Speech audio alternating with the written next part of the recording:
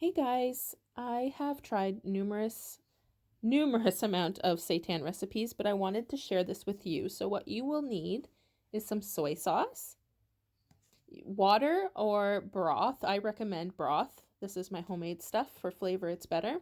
Ginger, garlic, and chili mix, or if you have fresh ginger or fresh chilies, that's fine too. Nutritional yeast, baking powder, and poultry seasoning. I highly recommend this type of seasoning. It is the best flavor that I like, but feel free to do your own. And of course, vital wheat gluten, and I like to cut it with a little bit of all-purpose flour. So for the dry mixture for the seitan, you're going to do 2 cups of vital wheat gluten, and I like to cut it with 1/4 a cup of normal flour. You don't have to do this though, you can skip the normal flour. Then you're going to do 2 tablespoons of nutritional yeast. Then you're going to do a tablespoon of the poultry seasoning or whatever seasoning that you're using, but I highly recommend that. And this is the special ingredient. So 1 teaspoon of baking powder and mix it all up. And what the baking powder does is it actually creates a fluffiness within the seitan texture. And you'll see once I get cooking. So you're going to put 2 tablespoons of soy sauce in with 1 cup of water. And I put a little bit at a time, but you can put the whole thing in. That's fine. It's really good portions. And once you get mixing, it's gonna be activated immediately. So I just put I think a little bit more of the water in, and it was just fine. I just started kneading it, and you only have to knead it for like 1 or 2 minutes, not even. And here I'm just kneading it some more with some flour. And then you're going to let it rest for like 15 minutes. And then I like to put a damp cloth on top. That's nice and warm so it doesn't dry out. And then for the broth, you're going to do water if you only have water. But the ginger chili mixture, just like half a tablespoon of that. And a whole thing, like I did a jar of my broth. And then 2 tablespoons of the soy sauce again.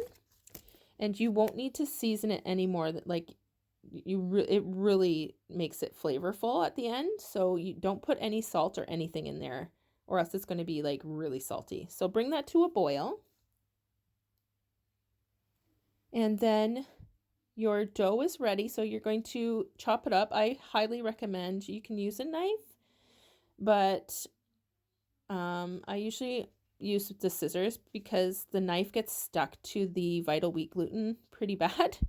So I'll usually just cut it in half with the knife and then just my chunks with the scissors.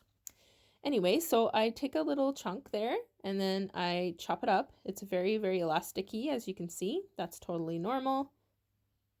And yeah, so I'll show you how it looks. I know this video is a little longer than I normally do, but it's good to get more information about these recipes, or else like they kind of go sideways pretty fast.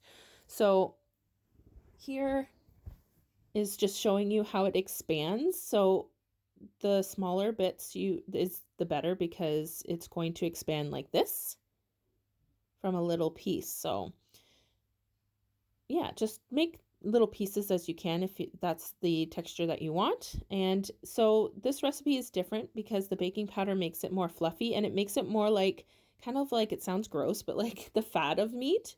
I really love the fat of meat, and I would never eat too much of it because I'm always afraid it's really bad for you, right? So but now that I'm vegan, I found this recipe and I was so happy with it, because it makes it so, it's like jiggly, but it's also, I'm going to fry it in a pan and put some yummy Asian flavors in there too, and put it with some rice, and it's like so delicious.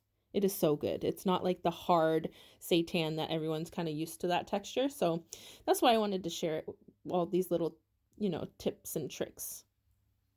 So yeah, so once it's boiling and they're going to be pretty jiggly, and that's normal. We're going to pan fry them anyway, so it's not going to stay that kind of too much of that texture, but it's still going to be very, very soft, like I said.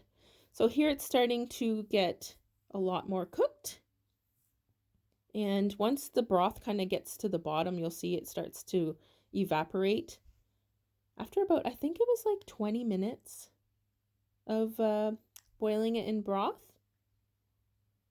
And this is the texture that it looks like when it is pretty much cooked.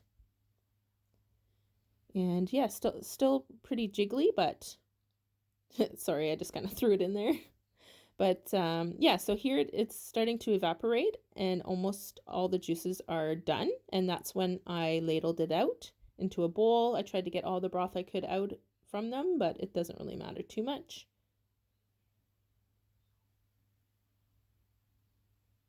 Just scoop it all out, and then I put the second batch in because this makes a lot of seitan.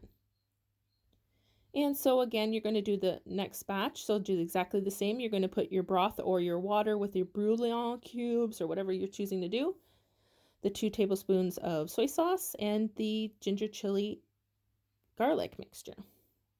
And then, yeah, so once they are done, this is my first batch. I'm just making some rice there with it, which is delicious. I highly recommend putting it in with some yummy rice. So I recommend to only do this with a like non-stick pan. It is so easily stuck to the bottom. So I did a little bit more of the ginger chili mixture and some sesame oil. And then I put a little bit of butter too. And that is so delicious, the combination. And then I leave it to get seared and nice and golden brown, and it's so good. So once all of them are pretty thoroughly browned, you're going to add like a little bit of maple syrup if that's what you like. You can season them however you want. You can do sweet and sour ones, you can do barbecue ones, you can do whatever you want. But this is just what my go-to is. So don't use a spoon like I'm doing here. I don't know. I think it's just because I had, made bread in the oven and rice, and I just totally wasn't paying attention. But yeah, it's starting to caramelize a little bit, and use a spatula like a normal person, sorry. And like I said, sorry that I'm talking so much and it's a little bit longer of a video, but I just wanted you to see all the steps because they're very vital. It could go wrong really fast and you'll be like, why did she make me make this glob of friggin' seitan, So they're just ready for the glazing of the maple syrup here. This is from our camp. It's so delicious. And just get them coated and it starts to caramelize on them. And once you see that it's no longer liquidy on the pan, then they're ready to eat. And I'm telling you, these are so delicious. You could even do like hot sauce or something. It's so good. And this is what they look like. They're still very tender. And this is my second batch here. See the difference of the texture they started off with? It is just amazing. And I really hope you guys enjoy this. I know it's a different texture than what you're used to. Sorry, my friend's texting me. But it is so good. And I highly recommend it. And let me know if you make it and how you thought about the texture with the baking powder.